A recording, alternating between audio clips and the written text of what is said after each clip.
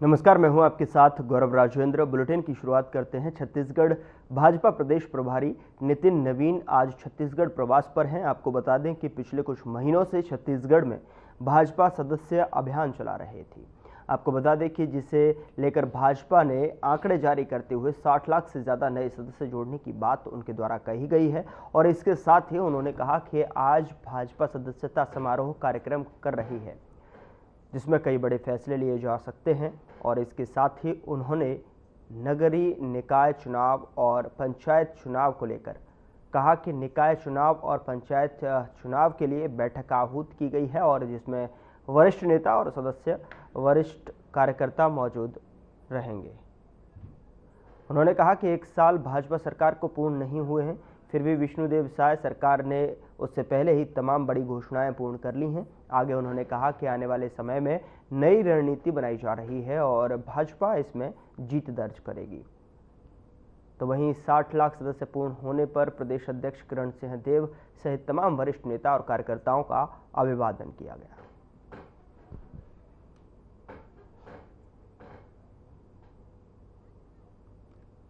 और उनके नेतृत्व में काम करने वाली पूरी टीम को, छत्तीसगढ़ के बूथ तक के कार्यकर्ताओं को, प्रदेश अध्यक्ष से लेकर बूथ अध्यक्ष तक के कार्यकर्ताओं को मैं बहुत बहुत बधाई देता हूं। पूरी टीम को बधाई देता हूं कि सदस्यता के इस पर्व में जो लक्ष्य छत्तीसगढ़ ने तय किया, यह जो भारतीय जनता पार्टी का केंद्रीय नेतृत्व ने जो अपेक्षा की थी भारतीय जनता पार्टी छत्तीसगढ़ प्रांत से, उस अपेक्षा को इन्होंने रिकॉर्ड समय में पूरा किया और संगठन के इस पर्व को नई संजीवनी देने का, नए बीज के वृक्षारोपण का कह सकते हैं कि नए कार्यकर्ताओं की जो फसल होती है वो नए सदस्यों के रूप में जो आई है, निश्चित रूप से वो एक स्वागत योग्य है। और भारतीय जनता पार्टी केंद्रीय नेतृत्व पूरी तरह से छत्तीसगढ़ प्रांत को इस पूरे सफल कार्यक्रम को चलाने के लिए बहुत बहुत बधाई देता है। खास करके प्रदेश अध्यक्ष जी और उनके नेतृत्व में सभी जो संगठन के कार्यकर्ता ने काम किया है, मुख्यमंत्री से लेकर मंत्री, विधायक, सब लोग को मैं बधाई और सांसद महोदय को बधाई देता हूँ। देखिए, संगठन पर्व की ये बैठक है। संगठन पर्व के जो अगली कड़ी है, बूथ से लेकर प्रदेश नेतृत्व तक और फिर राष्ट्रीय नेतृत्व तक के चयन का, उस प्रक्रिया में हम लोग जा रहे हैं। और पूरी तरह से भारतीय जनता पार्टी ने जिस प्रकार से बूथ तक की संरचना को पहले भी खड़ा किया है, इस बार भी हर बूथ पर 12 पदाधिकारी के साथ साथ पूरी एक नई टीम कैसे संरचना में बनकर आए, उसकी संयोजन के लिए आज बैठक रखी गई है। साथ ही साथ निकाय चुनाव है, निकाय चुनाव को भी सफल करने के लिए, पंचायत और निकाय चुनाव को भी, उसकी भी रणनीति अलग अलग संभाग वाइज हम लोग बनाने जा रहे हैं। और भारतीय जनता पार्टी जिस प्रकार उधर छत्तीसगढ़ कांग्रेस कमेटी के प्रदेश अध्यक्ष दीपक बैज ने मौजूदा बीजेपी सरकार पर जमकर प्रहार किया है। उन्होंने कहा कि लगातार धान खरीदी की शिकायतें सामने आ रही हैं, जिसको लेकर आने वाले 3 तारीख से कांग्रेस धान खरीदी चलो अभियान शुरू करने वाली है, जिसके तहत धान खरीदी केंद्रों में जाकर निरीक्षण किया जाएगा और किसानों की समस्याओं को समाप्त करने का प्रयास किया जाएगा। उन्होंने आंकड़ों की जानकारी देते हुए कहा कि 20% धान खरीदी केंद्र ऐसे हैं जहां पर संपूर्ण धान खरीदी नहीं हो पा रही है। साथ ही 80% धान केंद्र ऐसे हैं जहां पर 7 से 15 क्विंटल तक की धान खरीदी ही की जा रही है। कस लिया है और लगातार बैठकें कर रहे हैं और फिर कल से हमारी बैठकें फिर शुरुआत हो रही है। और निश्चित रूप से कांग्रेस पार्टी सभी कार्यकर्ताओं जो चुनाव लड़ने के इच्छुक है, चाहे यूथ हो, चाहे महिला कांग्रेस हो, सीनियर कांग्रेस हो, सभी को जो जीतने के लायक प्रत्याशी है उसको मौका देगी। और हम लोगों ने तैयारियां उसके लिए शुरुआत कर दी है। और जो भी चुनाव लड़ने के इच्छुक हो उनको हम लोग लगातार आपके माध्यम से और संगठन के माध्यम से निर्देशित कर रहे हैं कि चुनाव लड़ने के इच्छुक अपनी तैयारियां जारी रखें। तो निश्चित रूप से हम लोग जो चुनाव जीत सके, पार्टी उसको टिकट देगी और चुनाव लड़ाएगी। भाजपा कह रही लेकिन कि आप लोगों की हार की हैट्रिक बन चुकी छत्तीसगढ़ में, अब तो चौथी बार होगा। देखिए, चुनाव हर लोकतंत्र में चुनाव हार जीत का एक हिस्सा है। तो भारतीय जनता पार्टी भी तो पिछले समय 2018 में बुरी तरह से हार गई थी। ठीक है, आज सत्ता में है, अमृत तो वो भी पी के नहीं आए हैं। तो हार जीत होते रहता है, लेकिन हमारा हौसला और इरादा कम नहीं है, मजबूत है। सरकार की नाकामियों को लड़ रहे हैं और निश्चित रूप से फिर से जनता के बीच में जाएंगे। और 2 छोटे चुनाव है हमारे निचले स्तर कार्यकर्ताओं के लिए, नगरीय निकाय और पंचायत चुनाव, उसके लिए तैयारी हम कर रहे हैं।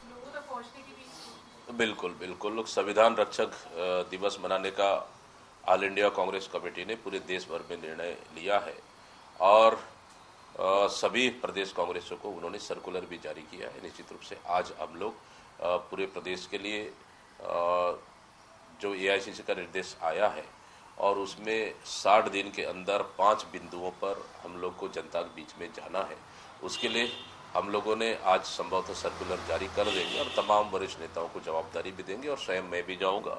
संविधान रक्षक दिवस जो है हमारे संविधान को बचाने के लिए और संविधान की मजबूती के लिए, लोकतंत्र की मजबूती के लिए हम जनता के बीच में जाएंगे और उनका हक और अधिकार की बात करेंगे।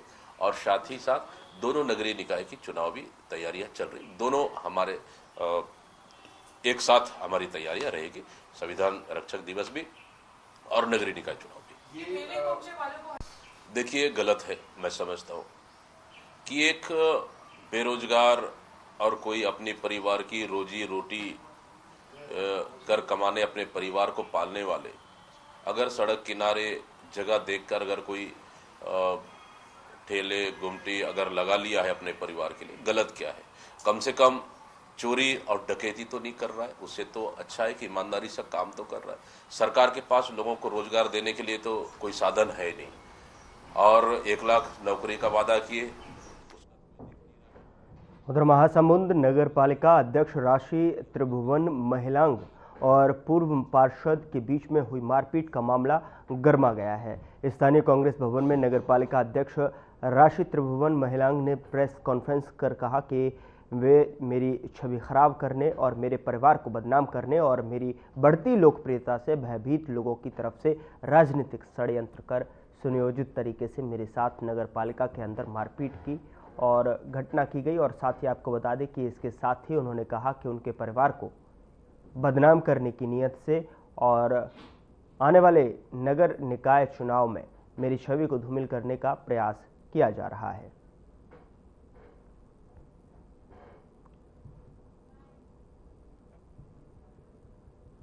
जी, नगर पालिका की जो घटना है आपने देखा है, मेरे साथ एक महिला भी हूँ मैं और नगर पालिका की अध्यक्ष हूँ।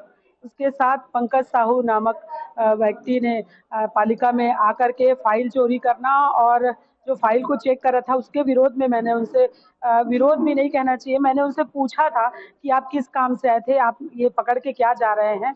बस उसी के साथ उन्होंने मेरे साथ बदसलूकी की और मुझे मारने की कोशिश करते हुए मुझे हाथ उठाया और मुझे धक्का दिया, मेरे गले को दबाते हुए मेरे मंगलसूत्र को छीना और उसके बाद मुझे गले को मेरे पकड़ते हुए मुझे दीवार पे ऐसे ठेसने की कोशिश किया। उसी समय पवन पटेल जी पूर्व नगर पालिका अध्यक्ष और सभापति है और कपिल साहू जी जो पूर्व पार्षद हैं वो भी आए और देखे कि भाभी जी के साथ ये क्या हो रहा है और उसी समय उन लोगों की जो झड़प हुई कि पकड़े और मुझे बचाने की वो लोग कोशिश किए। इस प्रकार की जो घटना मेरे साथ घटित हुई है ये इसकी मैं निंदा करती हूँ और अगर नगर पालिका अध्यक्ष महफूज नहीं है पालिका की तो महासमुंद की कोई भी महिला महफूज नहीं रहेगी। मैं आपके माध्यम से ये बात उन लोगों तक पहुंचाना चाहती हूँ जो चैन की नींद सो रहे हैं। शासन प्रशासन की ओर मेरा इशारा है कि उनको ये चीज दिखनी चाहिए कि नगर पालिका की अध्यक्ष जो है आज असहाय महसूस कर रही है, अपने आप को दुखी महसूस कर रही है कि उसके साथ ये जो घटना हुई है उसमें मुझे इंसाफ मिले। लेकिन मैं चैन से नहीं बैठूंगी क्योंकि ये मेरा मामला नहीं, हर महिला हर नारी का मामला है। आना चाहिए। कांग्रेस हमेशा आंदोलन करने वाली पार्टी है, कभी भी अन्याय के खिलाफ झुकने वाली पार्टी नहीं है।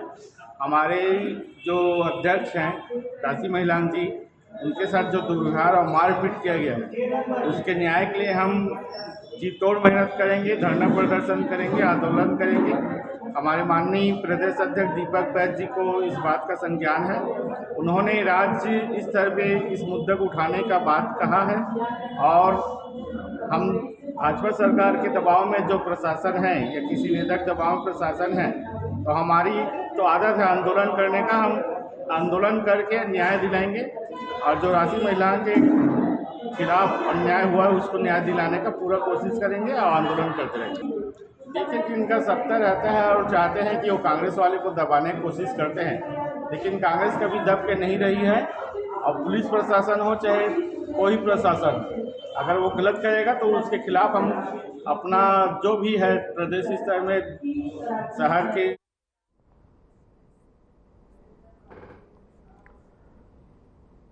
अलग अलग जिलों में धान खरीदी को लेकर प्रेस कॉन्फ्रेंस की जा रही है। और आपको बता दें कि कोंडागांव के कांग्रेस भवन में पूर्व कैबिनेट मंत्री मोहन मरकाम ने भी प्रेस कॉन्फ्रेंस की है, जिसमें मोहन मरकाम ने विष्णुदेव साय की सरकार की नई नीति को लेकर इस सरकार ने इस बार 160 लाख मीट्रिक टन धान खरीदने का लक्ष्य रखा है, पर किसानों से धान कम खरीदा जा रहा है। आपको बता दें कि वर्तमान में जिस रफ्तार से धान खरीदी हो रही है, इसमें लक्ष्य प्राप्त करना असंभव सा लग रहा है।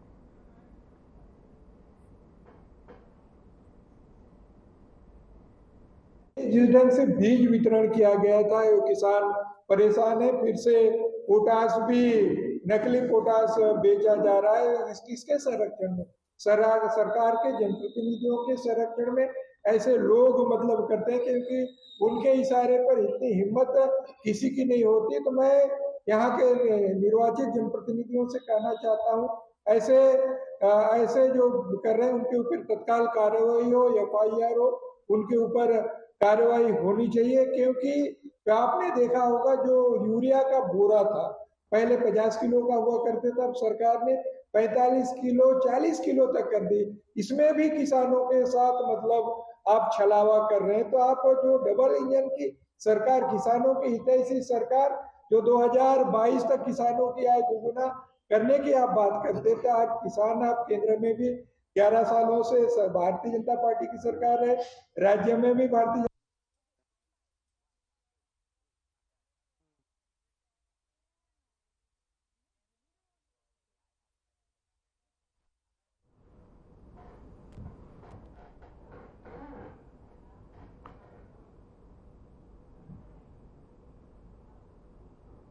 रायपुर में हाल ही में फूल चौक की दुकानों और चौपाटियों के ऊपर निगम को एक्शन देखने का मिला है। आपको बता दें कि जिसके मद्देनजर रायपुर नगर निगम के महापौर एजाज डेवर ने प्रेस कॉन्फ्रेंस बुलाई। प्रेस कॉन्फ्रेंस में महापौर ने कांग्रेस सरकार पर जमकर निशाना साधा है। महापौर का कहना है कि ये एक्शन उन्हें बिना जानकारी के लिया गया था और आपको बता दें कि इसके पीछे साजिश है, क्योंकि नगर निगम में कांग्रेस का महापौर है।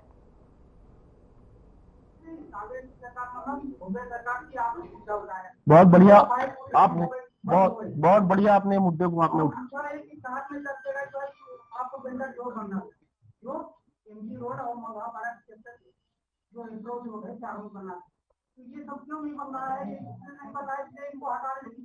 बहुत बढ़िया आपने सवाल किया जी। पहला सवाल का आपका जवाब दे रहा हूँ भैया शुक्ला जी।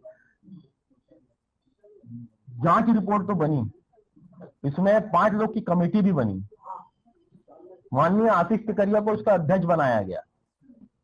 अब जांच तो जांच होती है, अब 1 महीना चले, 2 महीना चले, 3 महीना चले, 3 लोगों की उसमें कमेटी भी बनी। कमेटी बनने के बाद अब जांच हम भी सोच रहे हैं, रिपोर्ट आएगी आएगी आएगी आएगी आएगी आएगी में सरकार चले गई भैया। और यदि हमारी सरकार रहती तो जरूर उसमें निर्णय लेती, जरूर उसमें फिर संज्ञान में लेती, क्योंकि यूनिपोल उठा हमारे मुद्दा द्वारा उठाया गया। और सबसे बड़ी बात मैं तो बोलता हूं, अगर कोई चीज घोटाला दिख रहा है, ये घोटाला हुआ है, तो मेरे ख्याल से सरकार किसी की भी हो उसको संज्ञान में लेना चाहिए। अगर हम बोले हैं, अगर नहीं है, मैं तो खुद बोल रहा हूं, ऑडिट कराओ कैट से, आप इसको ऑडिट तो कराओ। अगर ऑडिट हो गया, जितने यहाँ पे यूनिपोल है, ऑडिट अगर हो गया, दूध का दूध और पानी का पानी नहीं हुआ तो मुझे बोलना, और कम से कम 50 करोड़ रुपया रायपुर नगर निगम को मिलेगा, ये मैं दावे से कह सकता हूं। 50 करोड़ रुपया रायपुर नगर निगम को मिलेगा। अगर ऑडिट करते नहीं है, टैक्स ऑडिट करा लें, टीम बुला लें। उधर मरवाही जिले की यातायात पुलिस पर चेकिंग के दौरान गौरेला के 2 छात्रों से अभद्रता और पिटाई करने का मामला सामने आया है। आरोप है कि दोनों भाई बहन छात्र अपने स्कूटी से गौरेला से पेंड्रा के महाविद्यालय में परीक्षा देने जा रहे थे। उसी दौरान पुलिस अधीक्षक कार्यालय से कुछ ही मीटर दूर यातायात पुलिस के द्वारा हेलमेट जोन एरिया में चेकिंग की जा रही थी।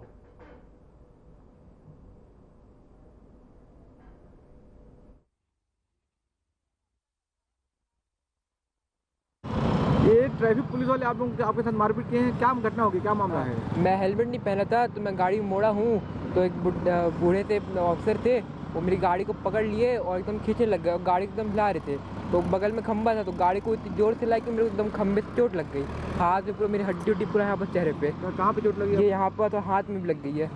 और उसके बाद फिर मैं बोल रहा हूँ उनको कि गाड़ी मत हिलाइए, मैं आगे आके रोक रहा हूँ गाड़ी, सब मैं फाइनल सब दे दूंगा, लेकिन तब भी गाड़ी हिला रहे एकदम रोक रहे हैं। मैं गाड़ी रोक रहा हूँ, उसके बाद में गाली बक रहे हैं, मेरे को पीठ में बहुत मार। हम लोग लगातार पूरी संवेदनशीलता के साथ काम कर रहे हैं और हम लोग हमेशा ये चाहते हैं कि आम जनता चाहे वो किसी भी समय पे हो, उनके साथ में बहुत ही सौहार्दपूर्ण तरीके से व्यवहार किया जाए। इसके संबंध में एसपी मैडम और लगातार वरिष्ठ अधिकारियों के द्वारा भी समझाइश दी जा रही है और हम लोग कोशिश करते हैं कि कोई भी कार्रवाई हो रही है उस समय पे आम जनता के साथ हमारा जो व्यवहार है वो बहुत ही सौम्य होना चाहिए और संवेदनशील होना चाहिए। और अगर ऐसी कोई बात आई हुई है। उधर कांकेर में तेज रफ्तार के चलते बाईपास में भीषण हादसा हो गया जिसमें 4 लोगों को गंभीर चोटें आई हैं। सूत्रों के मुताबिक पिकअप काफ़ी तेज रफ्तार से आ रही थी और कार चालक कुछ समझ पाता उससे पहले दोनों की दुर्घटना हो गई, जिसके बाद कार 20 फीट नीचे जा गिरी जिसमें 2 लोग सवार थे और पिकअप गाड़ी में भी 2 लोग सवार थे। दोनों गाड़ियों के लोगों को तुरंत इलाज के लिए कांकेर अस्पताल में भर्ती कराया गया। वहीं चारों को खतरे से बाहर बताया जा रहा है।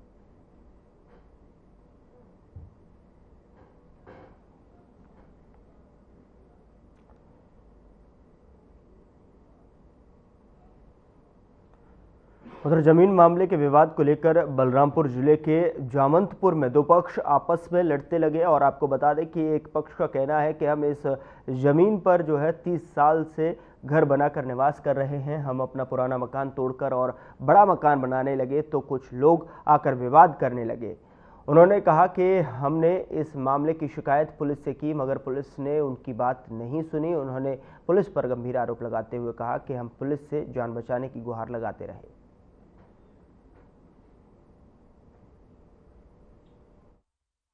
बिस्मिल्लाह है, मैं गढ़वा का रहने वाला हूं। मैं ससुराल में आया था, यहां पे काम हो रहा था पीएम आवास, जिसके मैं देखा कि सतन मतन लोग पूरा डंटा लेकर आ रहे हैं। मैं चौकी को इन्फॉर्म किया कि सर उन लोग फिर मैं 2 महीना पहले ऑलरेडी 3 आवेदन लगाया हूं चौकी में कि मेरे घर पे घुस के गड्ढा भर देते हैं, पत्थर चलाते हैं। अन्य तो बहुत पहले भी एप्लीकेशन इन लोग मारपीट कर रहे थे। मैं इन लोग को आगाह किया था, चौकी को कॉल किया, आया, उन लोग मारपीट पूरा करने लगे। 4 आदमी को गिरा दिया। मैं किसी तरह, मेरे को भी चोट लगा, मैं भागकर चौकी में गया। चौकी में जाकर देखता हूं कि सतन मतन का परिवार लोग 4 आदमी चौकी वाले को रोक के रखा है। मैं चौकी वाले को बोला कि सर इन लोग का आप लोग को रोक के ही रखा है, वहाँ पे सब मरने के कगार पर है। तो बोल रहा है कि मेरे पास गाड़ी है कि मैं जाऊँगा, कौन कह रहा था तुम लोग को मारने करने के लिए? कहा मार बता के होता है सर, ये चौकी वाले का वीडियो में बना लेगा। 2 लेडी महिला बोल रही है वीडियो नहीं बनाना है। फिर वहाँ से मैं भाग कर इन लोग का मैं लेके जाने के लिए बलरामपुर हॉस्पिटल जाने के लिए तैयारी कर रहा हूँ। चौकी वाले भी मिली भगत हैं, पैसा वैसा लेकर खाकर। जो कानूनी कार्रवाई जल्द से जल्द होनी चाहिए, हम लोग को इंसाफ मिलना चाहिए। इस घर में कोई न जेंट्स है, सिर्फ एक महिला विधवा है। उन लोग 7 बेटियां हैं, मैं उनका हस्बैंड हूँ एक बेटी का। देख लीजिए, मामला का ज़्यादा कार्रवाई होना चाहिए, जल्द से जल्द आगे सुनवाई होना चाहिए। चौकी के मौके पर 1 घंटा के बाद पहुँच रहा है। देश के सीआरपीएफ के है, वो देश पे तैनात रह रहा है, वो देश की सुरक्षा कर रहा है और उसका परिवार सुरक्षा नहीं रह रहा है। सर ये कहाँ का कानून है? ये कैसा कानून है? छत्तीसगढ़ कानून बहुत अभी ढीला चल रहा है। तो श्योर 100% है, पुलिस परसेंट पूरा मिलकर पिटवाया गया है। पुलिस चौकी बोल रहा है कि पुलिस चौकी में गाड़ी नहीं रहता क्या? बस से तो आ जाते, जब बोला गया कि आदमी को गिरा के मार दिया गया है। एमपी के सीएम मोहन यादव ने जर्मनी के स्टटगार्ट शहर में स्थित state museum of natural history का दौरा किया और आपको बता दें कि इस दौरान एमपी सरकार और जर्मन रिसर्च के बीच में जो है MOU साइन हुआ है। आपको बता दें कि इस समझौते के तहत में सतपुड़ा क्षेत्र में नई खुदाई की जाएगी और साथ ही आपको बता दें कि वहां के पर्यावरण और जलवायु के बारे में और जानकारी प्राप्त की जा सके। इस समझौते के जरिए सतपुड़ा क्षेत्र में पाए जाने वाले ट्राइसिक युग के जीवांशों पर जो है संयुक्त शोध किया जाएगा और इसके अलावा यह समझौता भारतीय और जर्मन शोधकर्ताओं को डायनासोर और उनके समय में रहने वाली अन्य प्रजातियों के इकोसिस्टम को बेहतर तरीके से समझ सकेंगे।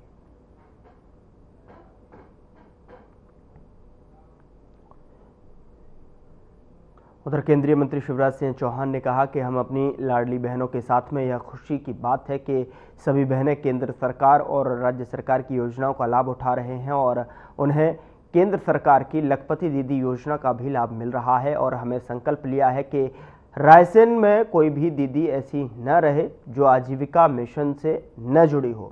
जो बहनें अभी तक स्व सहायता समूहों से नहीं जुड़ी हैं उन्हें इसमें जोड़ा जाएगा ताकि सभी की आजीविका बढ़े और हमारा संकल्प है कि हर दीदी लखपति बनेगी और कोई भी गरीब नहीं रहेगा। लाडली बहनों के और ये खुशी है कि हमारी सारी बहनें केंद्र सरकार और राज्य सरकार की योजना अब लखपति दीदी प्रधानमंत्री जी के हृदय का कार्यक्रम है और मुझे विभाग की जवाबदारी मिली है तो केंद्र सरकार की योजनाएं भी और यहां मोहन जी के नेतृत्व में राज्य सरकार की योजनाएं। उधर आलोट न्यायालय में लोक अदालत आयोजित करने के संबंध में जजों की बड़ी बैठक हुई। ये बैठक न्यायाधीशों के मामले के जल्द से निपटारा करने के लिए प्रधान जिला एवं सत्र अध्यक्ष उमेश पांडव के निर्देश पर मीडिएशन सेंटर आलोट में संदीप कुमार सोनी अतिरिक्त जिला न्यायाधीश आलोट के द्वारा लोक अदालत में अधिक से अधिक मामलों में नोटिस जारी करवाने जाने के लिए पुलिस अधिकारियों और विद्युत विभाग के अधिकारियों के साथ में बैठक की गई। इस बैठक में रेगुलर क्रिमिनल प्रकरण और विद्युत अधिनियम से जुड़े प्रोलिटिगेशन और के मामले को लेकर जो है अधिक से अधिक संख्या में निपटाया जा सके, इसी के संबंध में अधिकारियों को निर्देश दिए गए। इस बैठक में कई अधिकारी मौजूद रहे।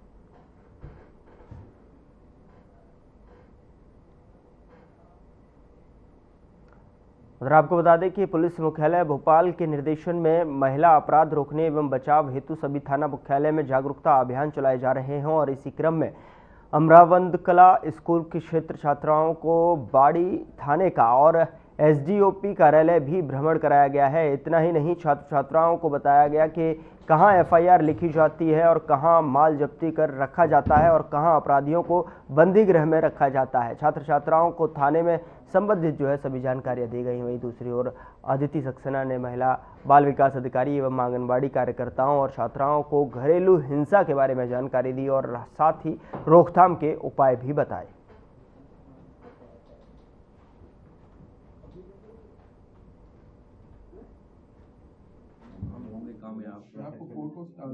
महिला उनसे संबंधित जो कार्यक्रम प्रदेश स्तर पे चल रहा है, आज का क्या कार्यक्रम? आज थाना बाड़ी में 2 कार्यक्रम किए गए हैं। एक तो स्टूडेंट पुलिस कैडेट योजना के तहत अमरावत कला स्कूल के स्टूडेंट्स आए यहाँ पे 8वीं और 9वीं के, जिनको कि थाना विजिट और एसडीओपी ऑफिस विजिट करवाया गया। थाने में किस प्रकार के काम होते हैं, पुलिस वालों से इंट्रोडक्शन करवाया गया। समस्त स्टाफ उपस्थित रहा उसमें, जिसमें उनको थाने की कार्यशैली बताई गई। साथ ही साथ एक रैली निकाली गई आज यहाँ पर महिला जागरूकता के संबंध में, जो कि हम होंगे कामयाब अभियान। उधर मध्य प्रदेश के शासन के निर्देश पर जिले में कलेक्टर मृणाल मीना के मार्गदर्शन में राजस्व अभियान 3.0 क्रियान्वित किया जा रहा है। इस अभियान में जिले की जनजातीय तहसील के कस्बों में विशेष रूप से रात्रिकालीन शिविर आयोजित किए जा रहे हैं और आधार से खसरा लिंकिंग के कार्य को तरजीह दी जा रही है। आपको बता दें कि बेहर एसडीएम अर्पित गुप्ता ने बताया कि राजस्व महाभियोग अभियान जो है 3.0 के तहत बिरसा और बेहर के जो है रात्रिकालीन शिविर लगाकर महत्वपूर्ण कार्य किया जा रहा है। नगरीय निकाय क्षेत्र के समस्त भूमि खाता धारक को सूचित कर शिविर गुरुग्राम शाम से प्रारंभ किए गए हैं। पहले ही दिन कार्य में अच्छी प्रगति हुई है, इसीलिए अब 10 स्थानों के अलावा 12 स्थानों पर शिविर लगाए जाएंगे और साथ ही अब शाम को 6 बजे के स्थान पर 5:50 तक जो है शिविर प्रारंभ होंगे। पहले रात्रिकालीन शिविर में 771 आधार से खसरे के लिंकिंग का कार्य हुआ है।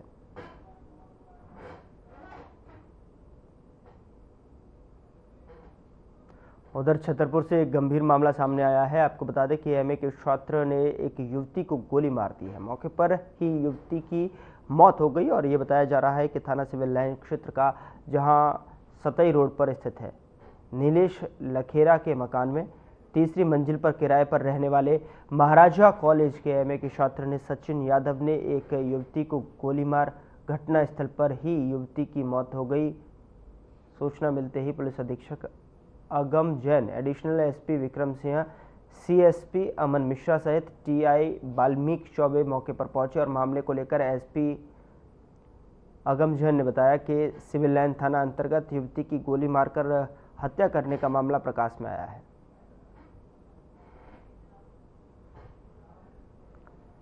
फिलहाल बुलेटिन में इतना ही। नमस्कार।